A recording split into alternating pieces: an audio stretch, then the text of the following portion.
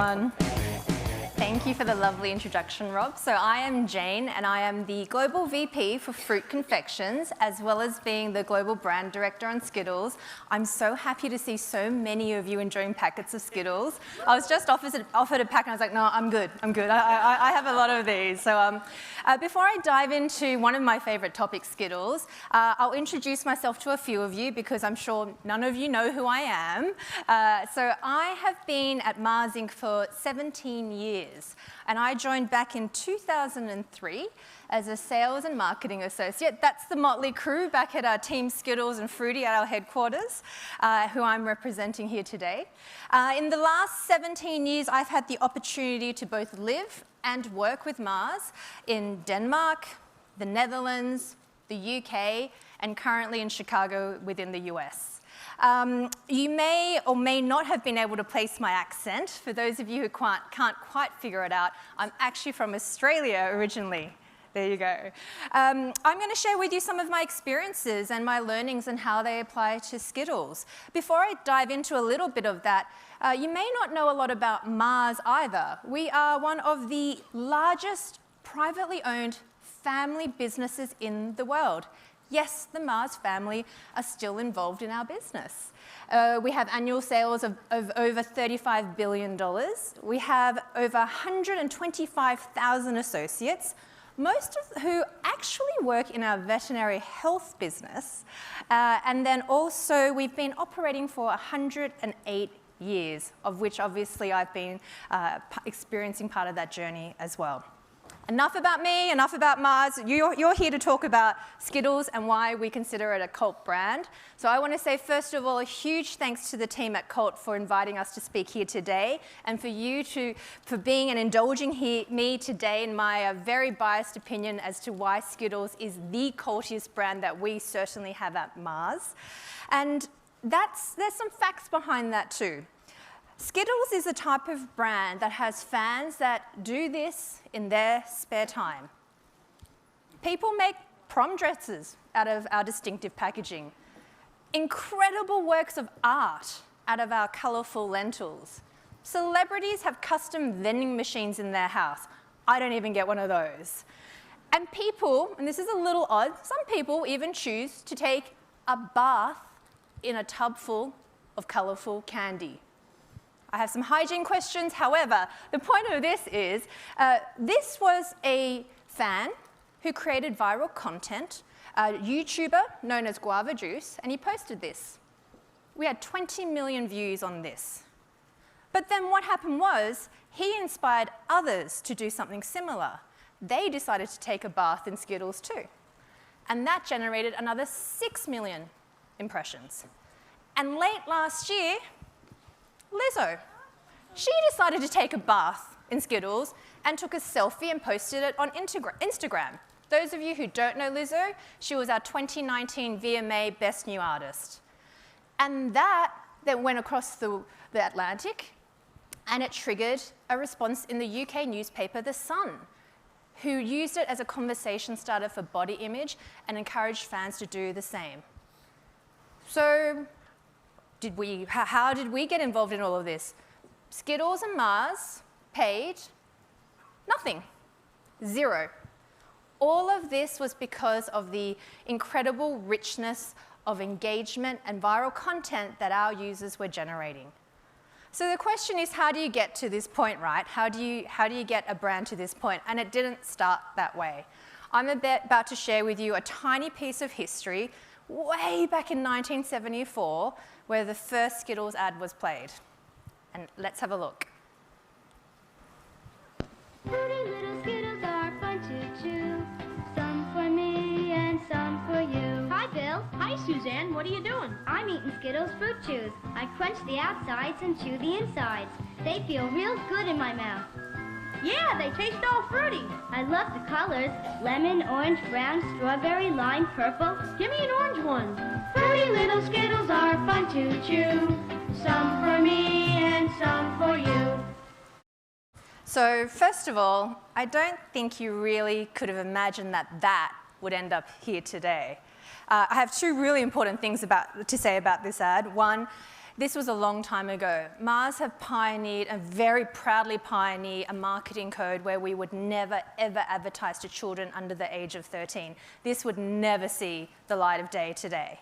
And secondarily, I love how she calls a colour strawberry. As far as I knew, that was a fruit. But back to the 70s. But that's where we started from. But that isn't where we've ended up. So what is the secret sauce that has really led us to here?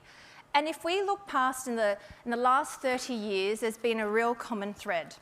It was in the mid-80s that we introduced what is now the famous tagline, Taste the Rainbow. And it's in the last 20 years we've had a very consistent approach to this Skittles world that you know today.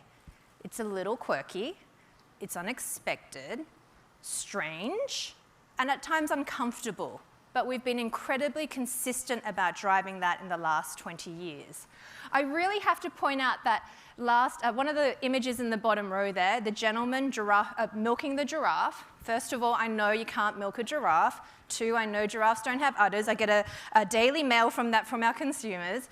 But I also wanted to shout that out is because that has been our crown jewel of brand equity, and it originated here in Canada.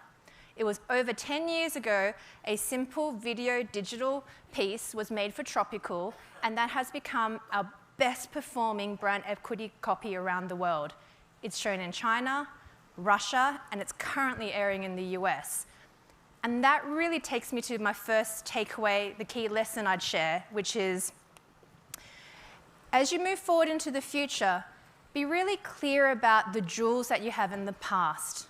Iconic brands, cult brands, are built through consistency over time. Taste the Rainbow, that quirkiness, we've been working on that for over 30 years. It didn't just happen. We've been very diligent, focused on keeping what is relevant in the past and we believe will be relevant in the future at the center of everything we do. However, we've had great successes in the last 30 years or so, but we've also had some really big misses, myself included. And what I didn't share with you earlier was Mars, and one of the reasons I've stayed for the last 17 years is beyond the great brands and organization, it's a culture that really encourages learning by mistakes. They are the antithesis of perfection. It really embraces, from your mistakes, learn, adjust, and then move forward. And I'm about to share with you one of my biggest mistakes on Skittles. There's a reason why that slide is black and dark. I'm not going to show you the ad that I'm talking about. No, I've learned from my errors, but it was probably within the first 3 months of me starting on Skittles, and we were doing a Super Bowl ad. We had 2 ads that were on the table and that we had made. One of them was called Umbilical Cord. The premise was an elderly mother sitting next to her adult son, joined by a live umbilical cord. And when she ate the Skittles, he would taste the Skittles through the umbilical cord. Thank you, sir, thank you. I told you it was not my finest moment. Yes, it's Skittles, and it was a mistake. Now, the great news is we decided not to air it on Super Bowl, and we went with an alternative called Romance, which did really well for us. And then you'd think the near-miss incident was done. However, it wasn't. It got resurrected, and we decided to air it as part of a special Mother's Day promotion. Not my best day in the office. A lot of emails that day. Lesson, a really pivotal moment. Coming in, thinking, this is an incredible brand, it's quirky, it's out there, let's go out there, it's shocking. But I had lost my way. And if I didn't know what the course was, how were we going to direct our 60+ markets out there in the world and our teams? This, yes, absolutely, I was at the helm of it. But this was also a team effort. We had lost our way, so how do we find our way back? We knew what was incredibly successful in the past, but how do we make the refinements for the future? Because there is a balance there to be had. And so what we commenced was an incredibly robust archaeological dig of everything in the past, as well as every single piece of work in the world at that time, from point of sale through to TV, to packaging, product. And we really assessed it to a judge when we were at our best, when Skittles was at our best, what was happening? what was a common thread, and when it was going horribly wrong, what was that common thread? And there was one piece of work that kept rising to the top for us, that we kept on coming back to because it really was at the core of what we believed was right for the future of the modern world and the changing media environment. And that work was the London Pride Give the Rainbow. Everyone knows the LGBT+ community loves the rainbow. And guess what? Skittles loves the rainbow too. Problem is, not everyone's as into the rainbow as we are. In 2016, we decided to show our support for the LGBT+ community at the biggest, rainbowiest event on the planet, Pride in London. How? By giving up our beloved rainbow. So on this weekend, just one rainbow got all the attention. Announced in an open letter to all of London. And supported with digital posters on the day.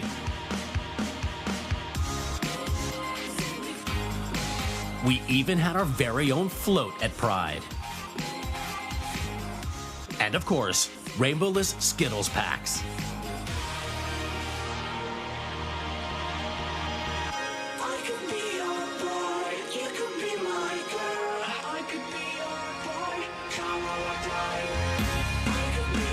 Everyone loved it, especially Pride. That's a lot of love.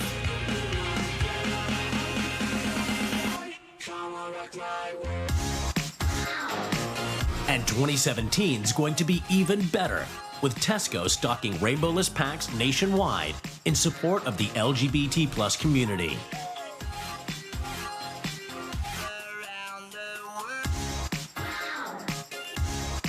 Now that's something to be proud about. Give the rainbow, taste the rainbow.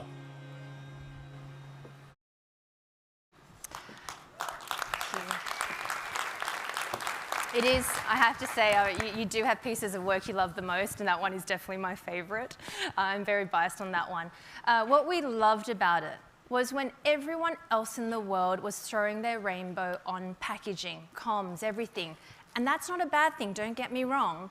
But for us, that wasn't what it was about. When everyone else is zigging, we wanted to zag. We wanted to disrupt the predictable.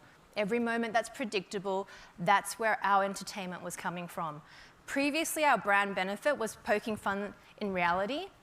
It was so loose. Everything was getting through like umbilical cord. And from this piece of work, what we really refined was our brand benefit, which is a welcome disruption to the predictable.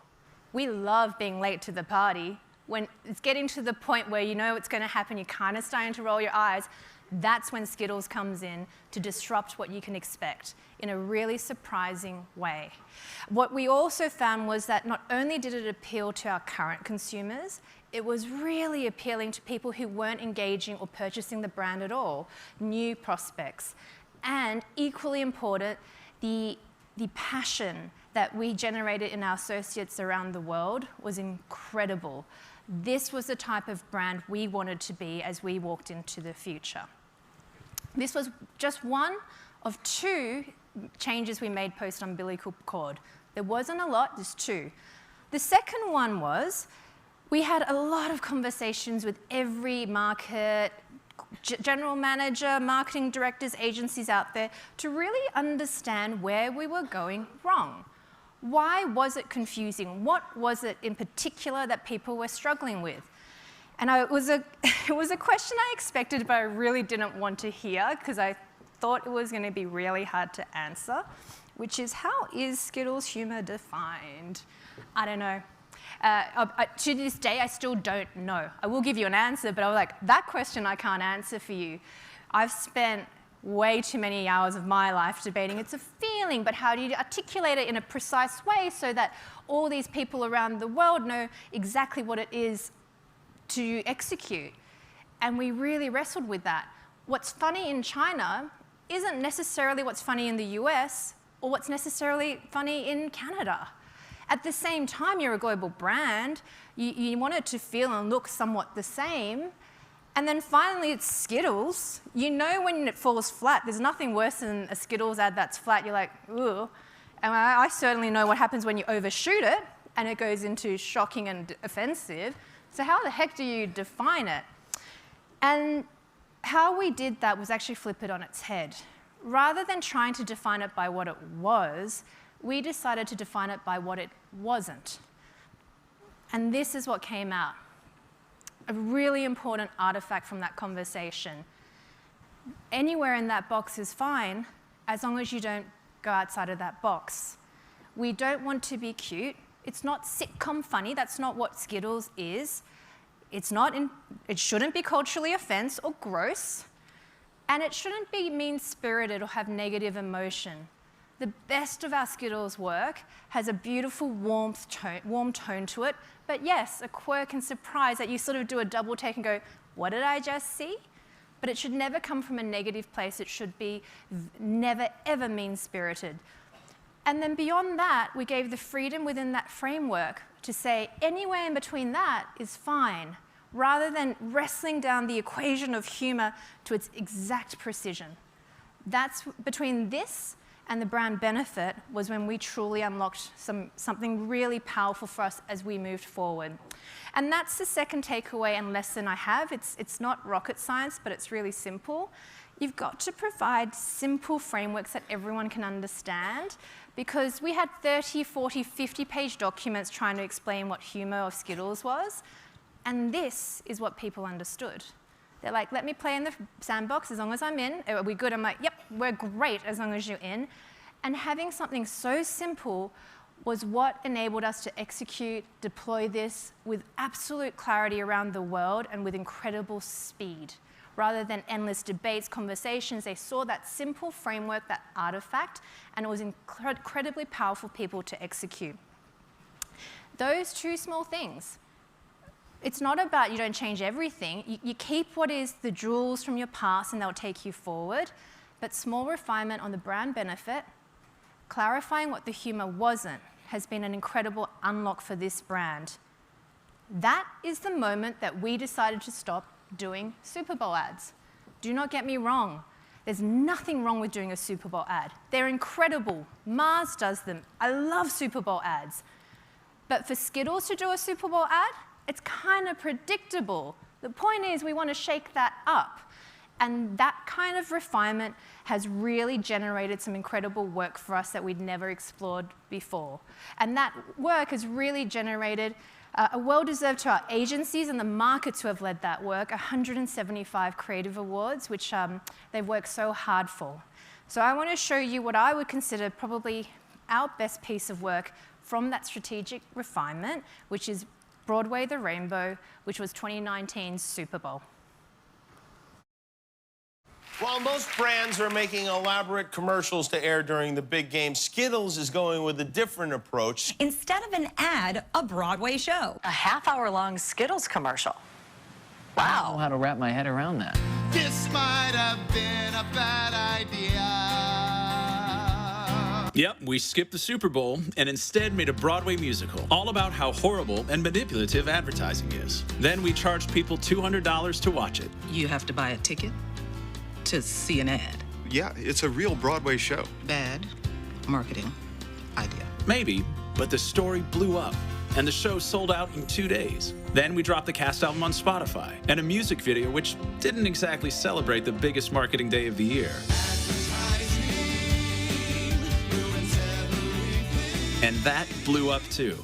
On Super Bowl Sunday, fans flocked to 43rd and Broadway, where they discovered shirts and posters and vinyl records.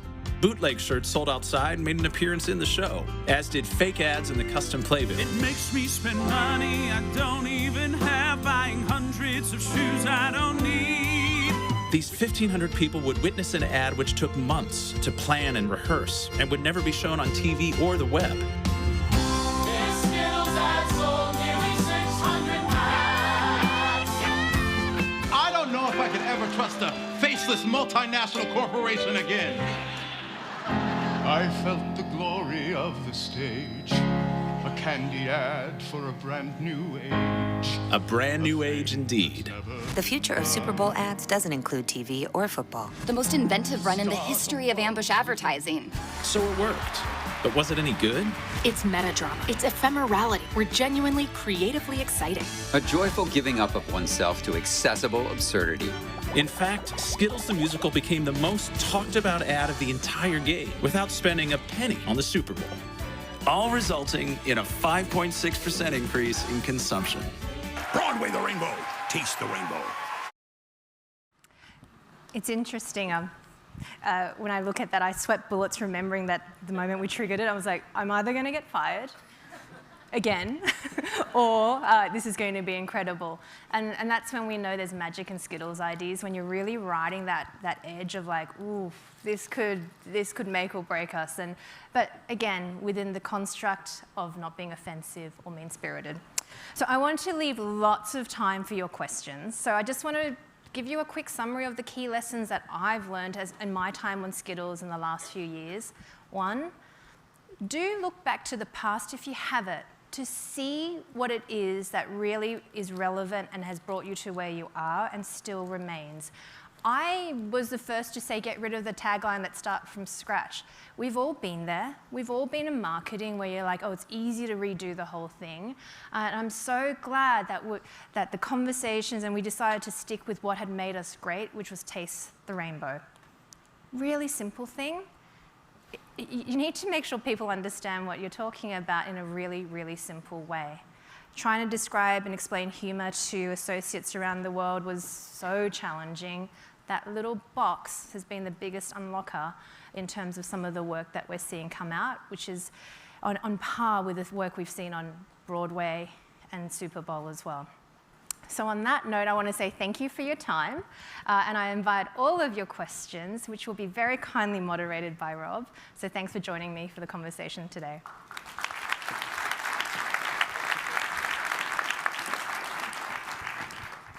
Grab a seat. Thanks. That was awesome. So, how many times have you almost been fired? 3?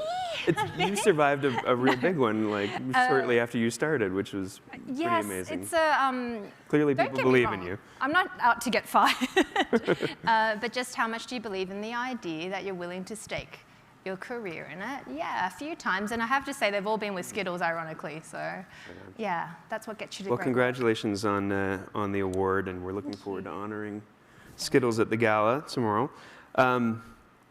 Decades of Disrupting was the title of your session. Why is Skittles? You've talked about relevance a few times, but why is Skittles so incredibly relevant and necessary today? Like, what is it that's going on in the world today that makes Skittles feel that it's duty to disrupt the predictable? I think there is two elements in my opinion. For one, there is such an interactive dialogue with consumers today. Obviously, we're all aware of the prevalence of the media environment, Instagram, etc. They're all seeking content to generate, and Skittles has been a wonderful enabler for them to do that. It happens to also resonate with a certain Gen Zennial audience, which is quirky, which is wanting something that's not the norm, who wants to stand out and just be purely entertained through some of our stories. So I think it's really, really simple. Those two things have really connected, and they're creating their own viral content. They really are. It's an incredible brand. So Skittles is going to be honored tomorrow night, but you're in the same family as Snickers and M&Ms. That both brands have been honored here previously, and I'm wondering, do you share playbooks? Is there a lot of cross-pollination of ideas and strategies? Certain things we do, and certain things we don't. So I love my friends at Snickers and M&Ms. We're very good friends, and obviously we have incredibly distinct brands from each other, different spaces we play in. I think there are learnings in terms of some of the media mechanics. Super Bowl, they've been really digging into what is it, the science behind a Super Bowl and some of that reach that we've managed without a TV ad. You know, the truth of it is you get the bulk of your impressions before the Super Bowl day for us. There's a real there's been real science over years that we've developed about exactly when those peak periods are, when to land another nugget, etc. So we've really codified that and shared that with our friends and Snickers in particular for Super Bowl. Right on. As an international brand that serves consumers around the world, you were talking about how, sometimes humor doesn't port very well into. So I wanted to ask you, what are the things you look at, or what are the things you might adapt or change from region to region for Skittles around the world? It's definitely you have to give the freedom to certain markets where I'm the first to admit I don't understand a certain type of humour. I have a bias, I'm Australian, etc. I don't understand Chinese humour. Yes, I know I'm Asian, but I don't actually understand Chinese humour well. I also don't understand Indian humour and stories either. I don't have the same traditional stories that I've grown up with. So those are the areas that I give that true freedom to the markets to say, please stick within the box of however you might define it, but really enabling them to go after that is a key part of that humour articulation. Yes, sometimes there's some talent elements as well. I mean, I'm very passionate about making sure we have diverse talent coming through, and that is a trick sometimes when you're trying to export different ads around the world. So we try to make sure that that happens too.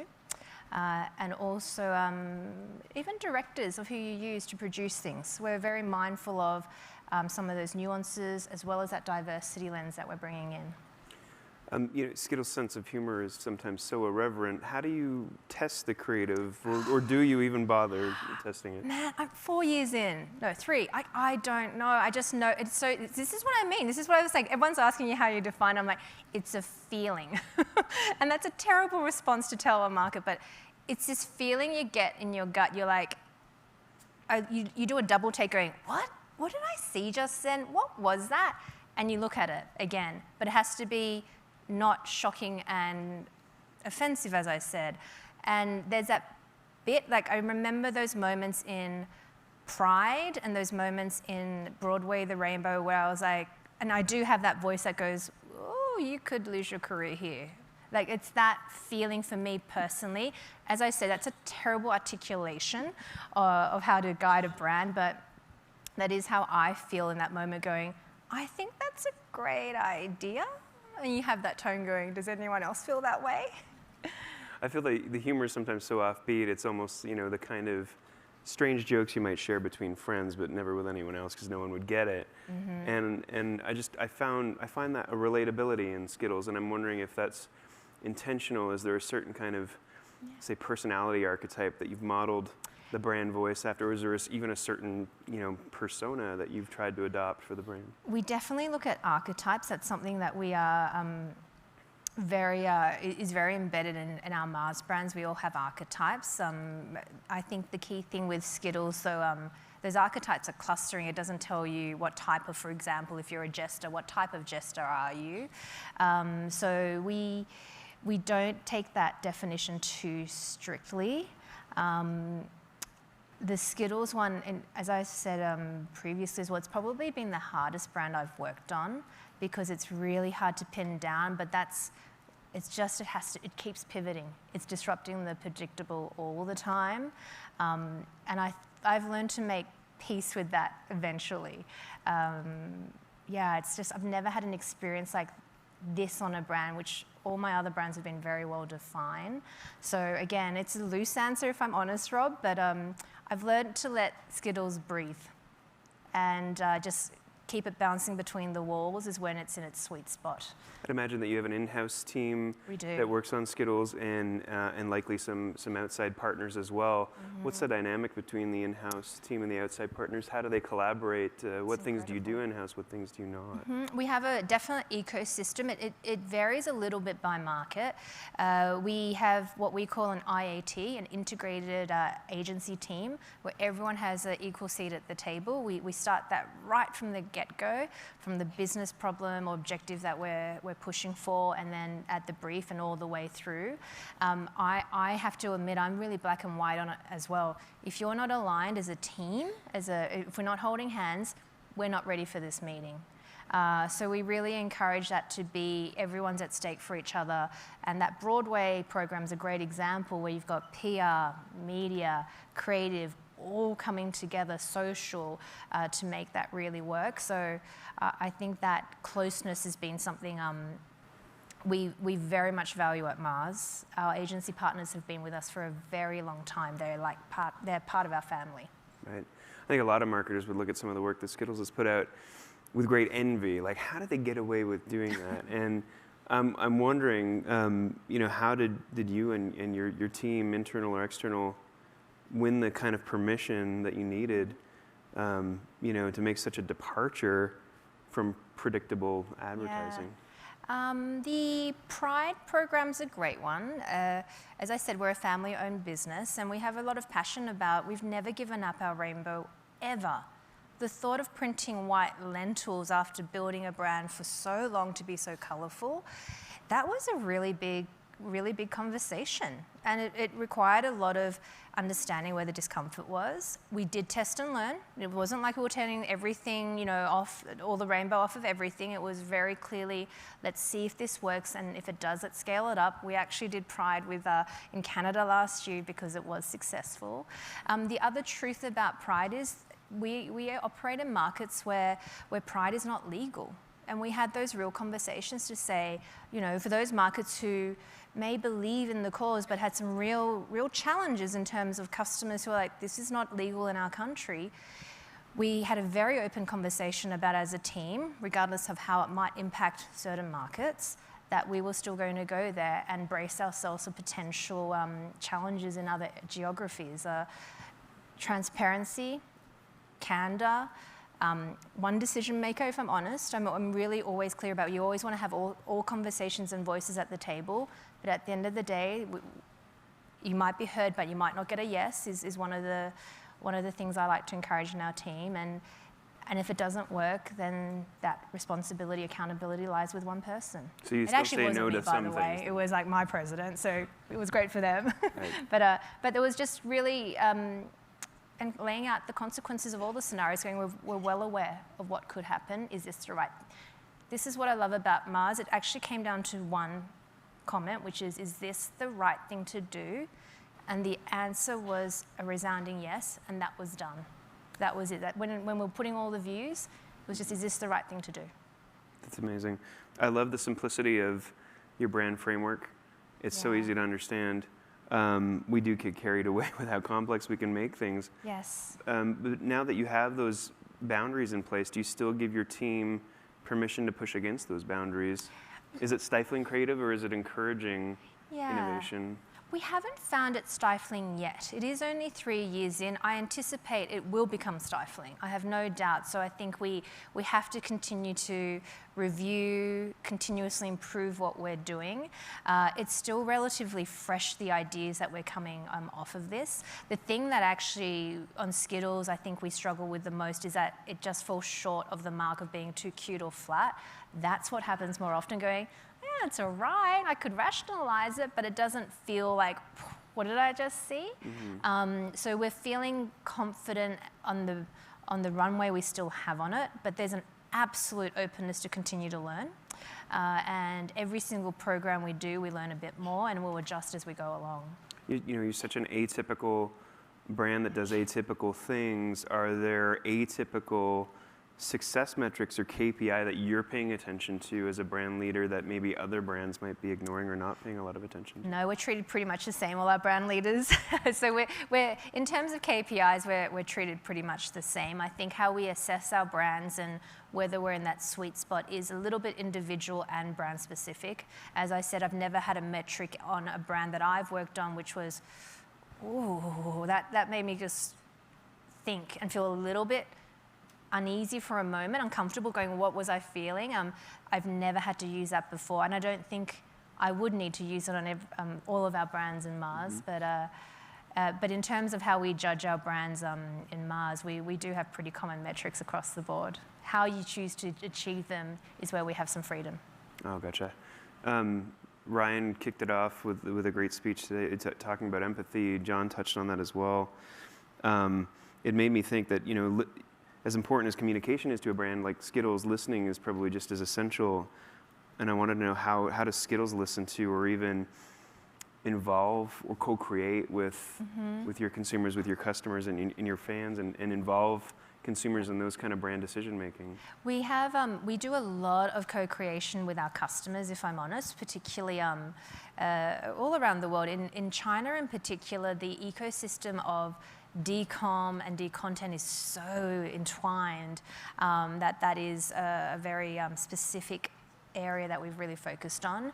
We do have consumer engagement and two-way dialogue. What's fascinating is we can't keep up with it.